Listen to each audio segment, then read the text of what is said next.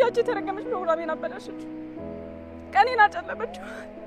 እናቴን አንገቷን አስደፋት። እሺ መሲ፣ ቆይ ምንድነው የተፈጠረው? ንገሪኝና መፍትሄ እንፈልግ። ያቺ ተረገመች ሽማግሌዎችን አባረረቻቸው። ቆይ አንተ ራሱ ምን አይነት ሽማግሌዎች ነው የላከው? እንዴት ነው በአካንካው ጽፋችሁ ሲባሉ ጽፈው የሚወጡት? ትልቅ ሰዎች አይደሉም? እንዴት ነው ክብር የሌላቸው? እንዴት ነው ቀለል አድርገው ያዩት እንደዚህ? የኔ ቆንጆ፣ ይህንን ስነግርሽ በጣም ነው የማዝነው። ግን እኔ ላኳቸው ሽማግሌዎች ጭራሹኑ ቤት አልመጡም። እሷን እቅዳችንን ለማበላሸት የራሷን ሽማግሌዎች የላከችው። እንዴት አወቀች? ቴዲ ቤት ውስጥ እኮ የለችም። ከፖሊሶች እየተደበቀች ነው ያለችው። ያንቺን መለስበታለሁ። አንቺኛው ግን ቆይ ምን አይነት ክብራዊ ስና ባለጌ ስለሽ እናቴ በሌለችበት እቅድሽ ልታሳኪ ነው? ስሚ፣ እኔ እስካለሁ ድረስ ይሄ ነገር መቼም አይሆንም። እመኚ፣ እኔ በህይወት ያለው መቼም አይሳካልሽም። ገባኝ። እሷ ናት፣ ራሷ ናት ይሄን ያደረገችው። ማናት ደግሞ? ኤልሻዳይ ራሷ ናት ይሄን ያደረገችው። ዝታብኝ ነበር። ወይኔ ተጫወተች። ቆይ ኤልሻዳይ ለምን ብላ እንደዚህ ታደርጋለች?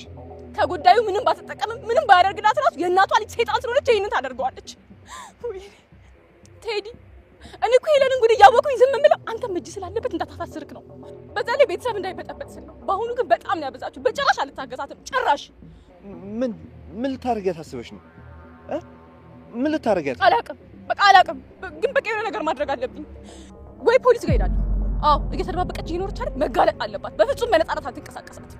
እሷ እኮ ማታደርገው ነገር የለም። አዱናይን እንኳን ብላ እንዲረሳ አደረገችው። ደግሞ እርግጠኛ ነኝ ራሷ ናት ያደረገችው። ለነገሩ እኔ ነኝ ደደቧ። ድድብ ያልኩኝ ደደብ። እንዴት ነው ቆይኝ ሁሉ ነገር እያወቁኝ እስከ ዛሬ ድረስ ዝም ያልኳት? ልክ እኮ ነሽ መስዬ። የምታረጊው ነገር እንዳለ ልክ ነው። ግን ደግሞ ተቻኩለሽ የማይሆን ነገር እንዳታረጊ እባክሽ ተረጋጊ። እሺ ቆይ እንዴት ነው የምረጋጋው? ቆይ አንተ ራሱ ለምን እንደዚህ ተረጋግተህ ያለኸው? ቆይ አንተ ምንም አልተሰማህም ማለት ነው? ለነገሩ አንተ ቤተሰብ አልተዋረደ የኔ እንጂ። ምን ማለት ነው መስዬ? ያንቺ ቤተሰቦች ማለት እኮ የኔም ቤተሰቦች ናቸው። ስለዚህ አይሰማውም ብለሽ አታስቢ። ያው ወንድ ልጅ በቀሉም በልቡ ነው ብዬ። አይ እኔ ግን እንደዛ መሰለኝ። ደግሞ ከዛሬ አላልፍም። እመነኝ፣ ነገሩን ድብልቅልቁን ነው የማወጣው። ተይ እንጂ መሲ። እንዳልሽው እኮ እኔም አደጋ ላይ ነኝ። ስለዚህ እባክሽ ተረጋጊሽ። በእኔ ሞት እባክሽ ተረጋጊ። ይኸውልሽ መሲ፣ እውነት እንደዚህ ካረግሽ እኔን ታጭኛለሽ ማለት ነው። ያው እኔን ካጣሽ ደግሞ እቅዷ ተሳካላት ማለት ነው። እንደዛ ደግሞ መሆን የለበትም። ቢሆንም አንድ ነገር ሳላደርግ ግን በፍጹም አልረጋጋም። ይኸውልሽ መስዬ፣ እስከ ዛሬ ተናግሬ የማላውቀው ሚስጥር ላንቺ ልንገርሽ። ያው አንቺ ተጠቀሚበት፣ ግን ደግሞ በጥንቃቄ የምትጠቀሚበት ከሆነ ማለት ዓለም ላይ የምትወደው አንድ ነገር አለ። ይኸውልሽ መስዬ፣ እሱን የሚያሳጣትን ነገር ነው የምነግርሽ። ምንድን ነው? እሺ ቶሎ ንገረኛ።